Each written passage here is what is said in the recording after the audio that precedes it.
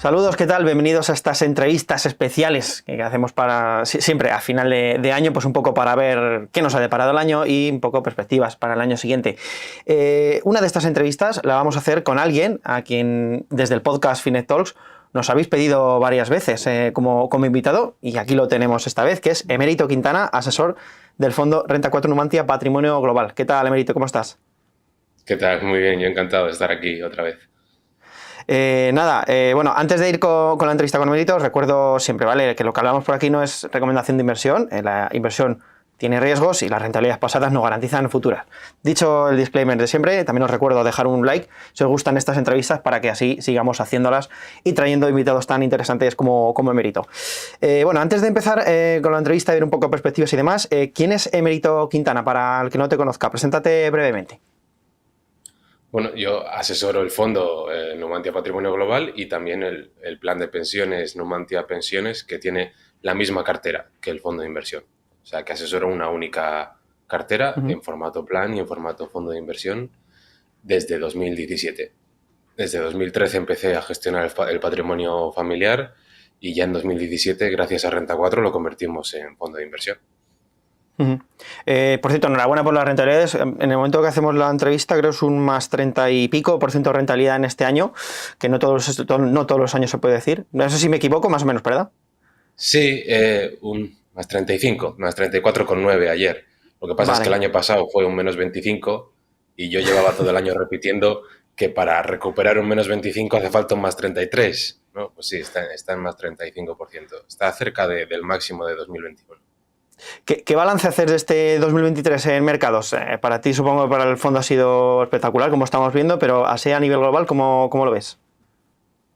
Ha sido sobre todo un cambio de expectativas y de sentimiento. O sea, la narrativa ha cambiado muchísimo de finales de 2022 a ahora y es lo que más ha movido el precio, el cambio de narrativas. Y al margen de si es una empresa pequeña o grande, ¿no?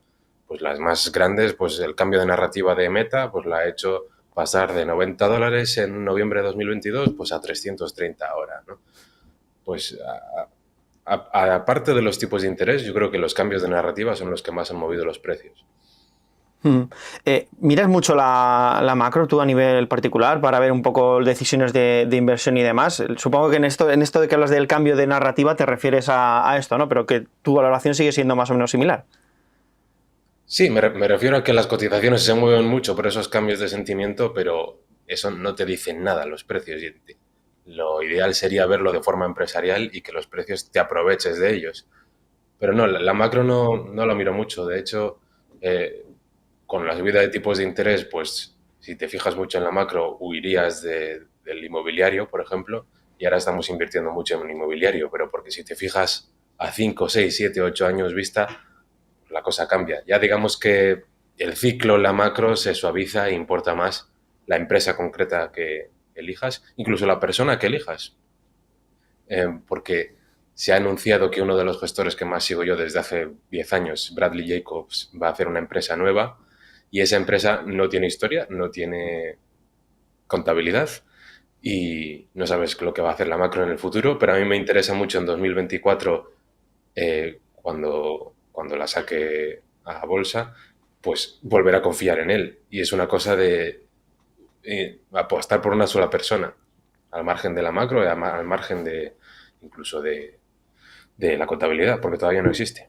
Pero yo ya sé qué persona es, qué tipo de empresas busca y lo que ha hecho en el pasado. Esto sí, tengo apuntada una cita por aquí tuya de Twitter que leí hace poco. Dice: invertimos en personas. Las personas crean resultados futuros, contabilidad futura, amplían o reducen ventajas competitivas. A largo plazo, las personas son la tesis de inversión. Supongo esto es lo que guía un poco tu manera de actuar, independientemente de que haya 7, 8, 10 o cero bajar de tipos. Eso es. O sea, este es un muy buen ejemplo de que a largo plazo las personas son la tesis. Porque yo recuerdo con XPO, la antigua empresa de Bradley Jacobs, que estuvimos invertida en ella, incluso antes del fondo de inversión, en 2014, 2015, era el 10% del patrimonio familiar, XPO. Casi nadie la conocía, el flujo de caja era negativo, había mucha deuda, la contabilidad era un desastre, pero yo iba conociendo al CEO. Entonces, después de 7 años de tenerla, también en el fondo ya la vendimos y él, digamos que ha dado un paso atrás. Y ahora lo que ha hecho es coger 900 millones de su patrimonio personal, que se dice pronto, y otros 100 de inversores, y empezar su nueva aventura, que será consolidando otro sector fragmentado y conociendo su estrategia. Pero yo recuerdo en 2015, 16, 17 que nadie se creía lo que iba a hacer Bradley Jacobs cuando ya lo había hecho también en el pasado. O sea, venía de grandes éxitos en otras empresas, en otras industrias, y él te decía, voy a hacer lo mismo aquí con XPO. No se lo creía nadie. Por eso estaba tan infravalorada y ha ido tan bien. Entonces, es probable que a pesar del éxito de los últimos 7, 8 años, con esta nueva empresa, nadie se lo crea. Y te lo va a decir, voy a hacer lo mismo que hice antes. Entonces, sí, es curioso.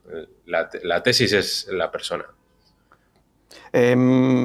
Claro, que supongo que en la tesis en la persona es lo que vehicula que al menos de las 7 magníficas que hemos visto que han tirado del mercado durante este 2023 bastante, con el tema pues bueno, estas rentabilidades han tirado y lo que ha habido por detrás del S&P 500 no ha tirado tanto. Tienes 3 de ellas en carteras y vamos, al menos lo que tengo en ficha ahora mismo serían, sí, Facebook, Amazon y Tesla.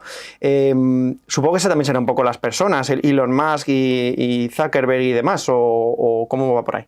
Sí, sí, a ver, tiene que haber un líder carismático con una misión concreta que saque las cosas adelante, pero también tienes riesgo de persona, ¿no? ¿Qué pasa si se muere Elon Musk? ¿Qué pasa si se muere Zuckerberg? Entonces te tienes que andar fijando cosas que van más allá de las personas, lo que yo llamo la cultura de la empresa, o sea, que la gente haya aprendido la forma de trabajar de ese CEO, que es normalmente el que fundó la empresa y el que la saca adelante, y que se comporte de forma similar. O sea, la cultura es cómo se comporta la gente en su día a día en el trabajo cuando nadie les ve, ¿no? Y el cómo piensan, cómo sacan adelante el día a día, cómo innovan. Y entonces sí que es verdad que me fijo mucho en los CEOs, pero eso también te da riesgo de persona clave, que se suele llamar. Entonces, en el caso de Meta o de Tesla es muy importante, pero también es verdad que han creado una cultura que yo creo que permea toda la empresa y que hay muchos directivos y ingenieros y gente clave que entienden la misión, que la comparten y que sacan adelante a la empresa, estuviese ese CEO carismático o no estuviese. Y viendo estos ejemplos, estas empresas, lo que han corrido en 2023, ¿no te da cierto vértigo? O sea, no dices, yo creo que ya han corrido demasiado y me podría bajar de ello, o sigues confiando en ello. No, si es que están como estaban hace año y medio. O sea, simplemente ha habido un mal sentimiento en 2022, buen sentimiento en 2023, estaban como estaban, pero lo difícil es no hacer nada, que no es no hacer nada, ¿no? Es vigilarlas y es seguir investigando y comparar entre ellas, no es no hacer nada. Pero en cuanto a comprar y vender, parece que es no hacer nada, porque cuando Meta cayó a $90 y todo el mundo estaba en pánico, no hicimos nada, seguimos manteniendo un 6-7% del fondo, y ahora también.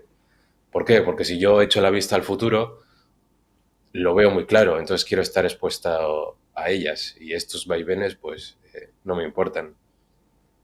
¿Y qué le dirías a esas personas, a esos críticos que dicen, Emérito, yo es que esto de las grandes tecnológicas es que veo que solo corren cuando se imprime dinero gratis? Y ahora mismo es verdad que se está dejando de imprimir y sigue corriendo más o menos desde 2023. ¿Qué dirías a estas personas?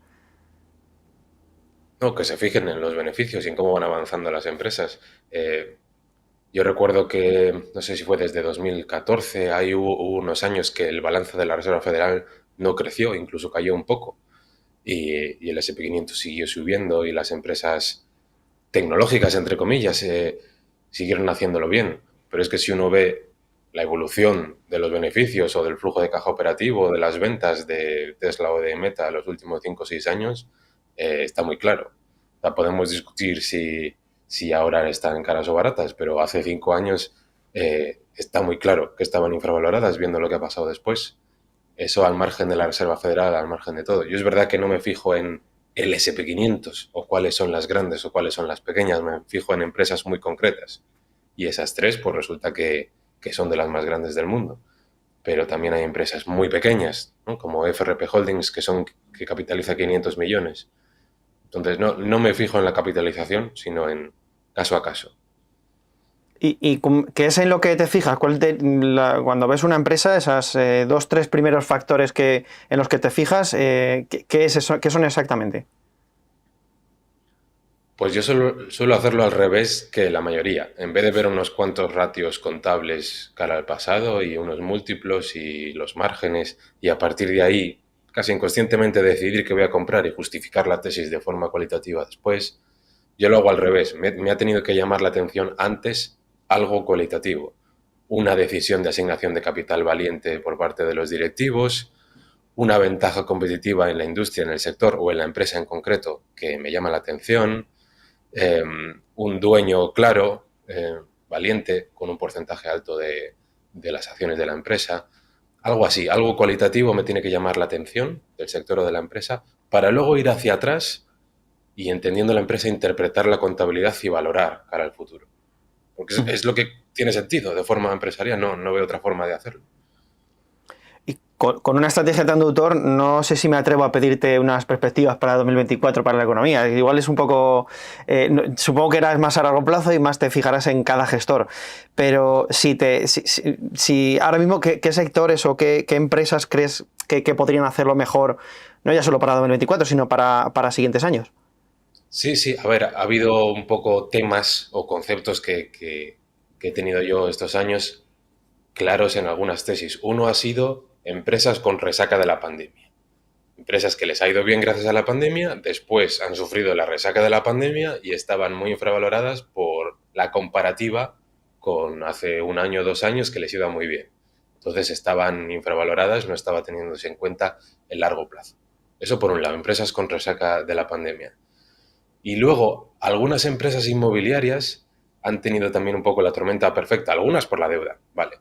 Pero como han subido los tipos de interés, han bajado mucho sus valoraciones y en muchas zonas de Estados Unidos había un poco una construcción retenida de la pandemia que ha llegado a la oferta de apartamentos o de inmuebles ahora de golpe. Entonces eso te impide subir tanto los alquileres o te aumenta la competencia.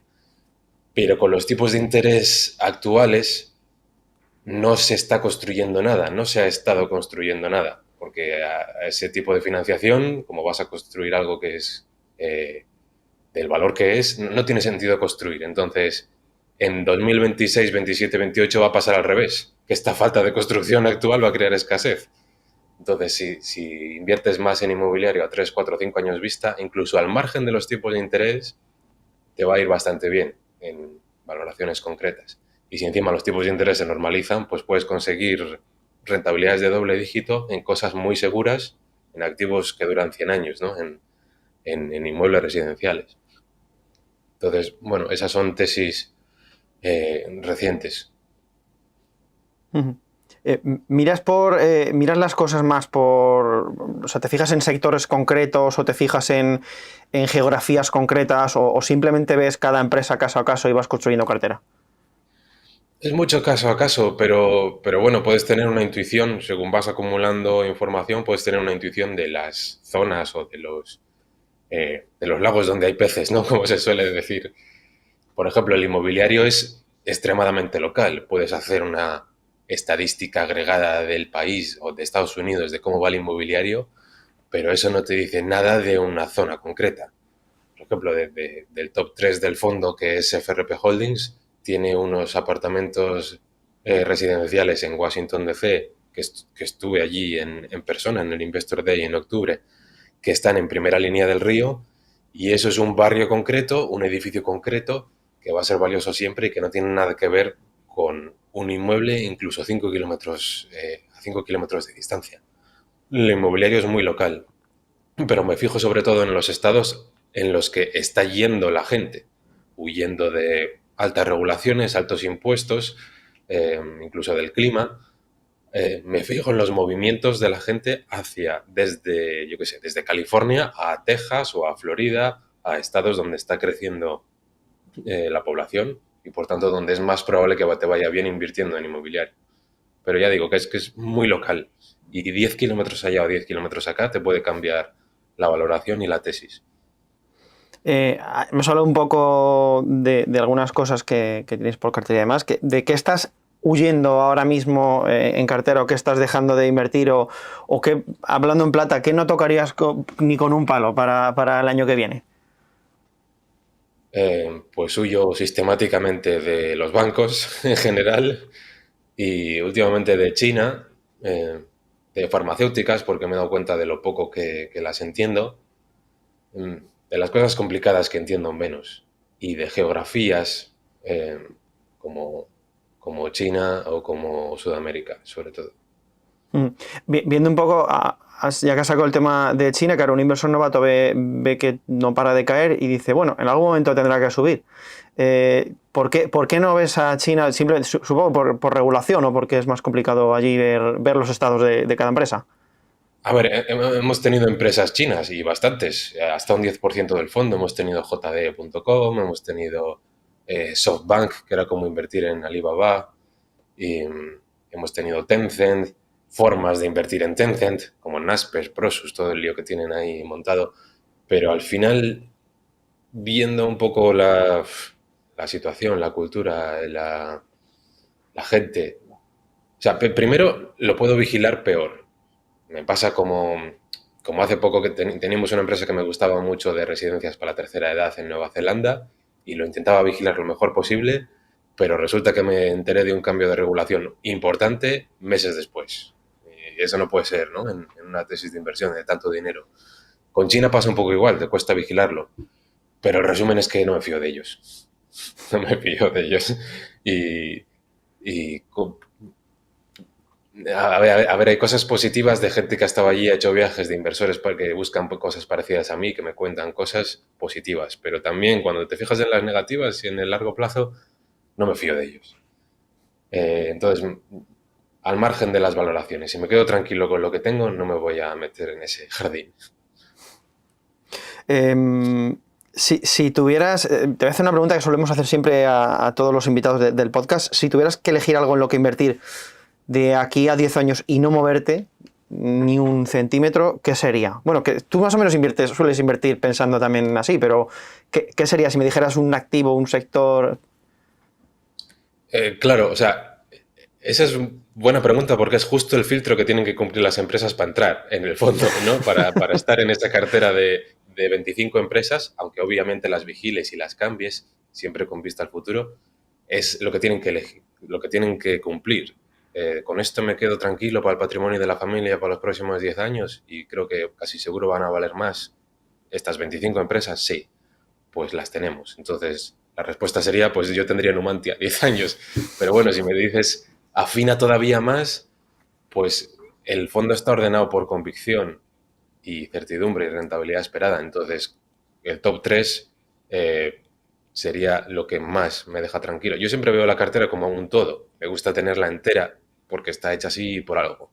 Pero si me pones una pistola en la sien, pues te digo el top 3. O sea, Brookfield Corporation, FRP Holdings y Tesla, que están ahora en el top 3. Y si me dejas un poco más, pues el top 5 y si no, el top 10, ¿no? Pero bueno, sí que es verdad que en 2024 tengo un poco una sensación de lo que puede pasar o no, pero intento fijarme más en las cosas que no van a cambiar. Acumular información de cosas que no van a cambiar. Porque si no, si van a cambiar en 3 meses igual la información ya no vale de nada y no se acumula. Entonces, lo que menos cambia son las leyes físicas, las leyes económicas, pero luego está cosas de las que hablamos mucho, el tema de las megatendencias, que puede durar décadas, y luego lo que me fijo yo de la cultura de la gente, la calidad de las empresas, eso tiene muchísima inercia, muchísima, y cambia muy poco. Aunque el mundo parezca que cambia rápido, las empresas, las personas, la cultura de las empresas tiene una inercia tremenda. Mira, hace poco me enteré de por qué en Estados Unidos siguen con 120 voltios de corriente alterna en el país y casi el resto del mundo está a 220 o 230, a 50 o 60 hercios, pero muy parecido, ¿no?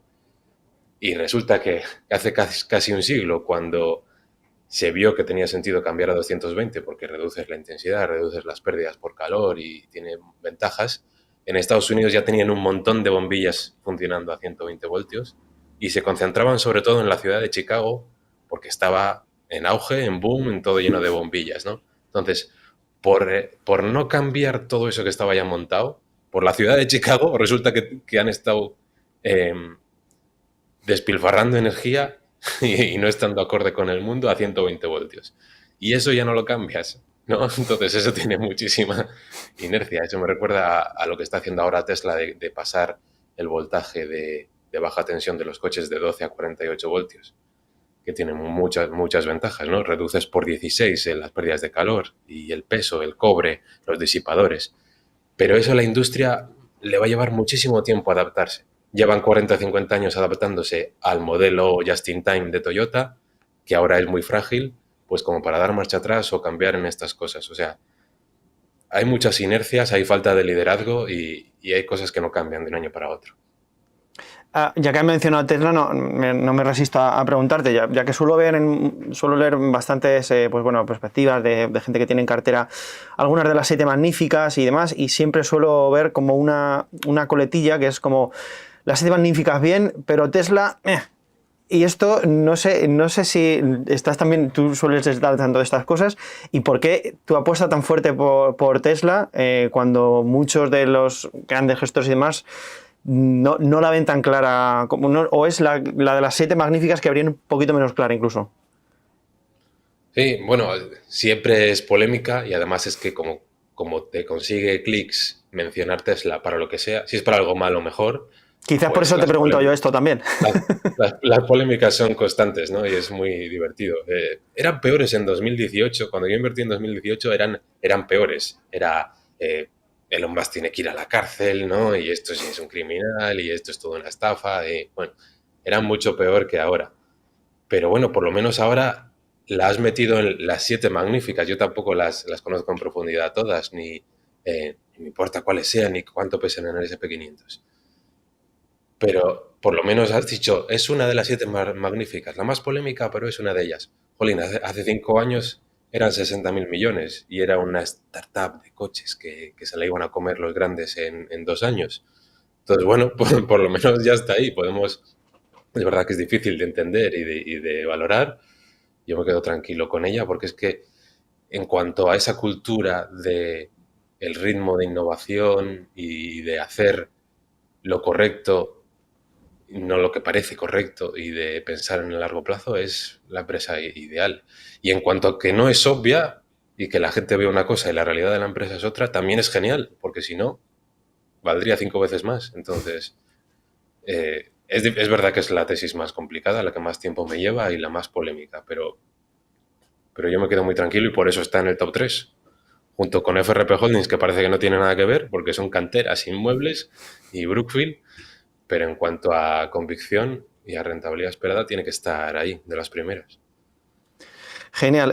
Bueno, no me te voy a hacer la última ya, ya que nos aproximamos, estamos en Navidad. No sé cuándo voy a publicar esto exactamente. Bueno, ahora lo tengo que hablar con el equipo, ya que lo estamos grabando la semana antes de Navidades, pero te quiero pedir la recomendación de un libro de inversión para esta Navidad. No sé si lo tienes claro, no sé si me vas a decir uno de Elon Musk. A ver, la última biografía de Elon Musk está muy bien. Para esto que hablamos de quitar un poco de la cabeza la caricatura del CEO y la caricatura de la empresa, viene muy bien, porque el autor ha estado con él de tú a tú mucho tiempo, en momentos clave, y te enteras más de por qué él es así, de cuál es la cultura de sus empresas, de cómo las lleva y qué es lo que pueden conseguir. O sea, merece mucho la pena la última biografía. Mucho. Es ese, lo he acertado. Es mi recomendación de lectura en Navidad, sí. Sí. Genial. Genial. Pues mira, lo he acertado. Nada, pues Emérito, muchísimas gracias por haber estado por aquí arrojando luz. La verdad es que te tengo que confesar que es de los invitados más particulares a la hora de hacer perspectivas, porque claro, tú estás siempre mirando, no te cambia mucho 2023 a 2024, estás mirando siempre y las tesis son las que son siempre. Claro, a ver, yo soy de aquí, de Cantabria. Si tú tienes 20 bosques de eucaliptos aquí en Cantabria, ¿cuál es la perspectiva del año que viene? Bueno, pues igual toca talar el número 17, pero el valor se va creando conforme va creciendo la madera, ¿no? No conforme vendes una o compras la otra o Powell dice una cosa. Entonces, sí, a ver, cuanto más empresarial es, quizás sea menos interesante para las entrevistas, pero bueno, yo creo que es lo que tiene sentido. Que va, que va. La verdad es que ha sido bastante interesante y bueno, nos hemos hecho una idea de cómo invierte Mérito. Ha sido un placer tenerte por aquí, ya digo. Nos vemos en la siguiente. Muy bien, muchas gracias a vosotros. Y nada, vosotros, pues eso, nos vemos en siguientes ediciones del podcast Finet Talks. Hasta luego.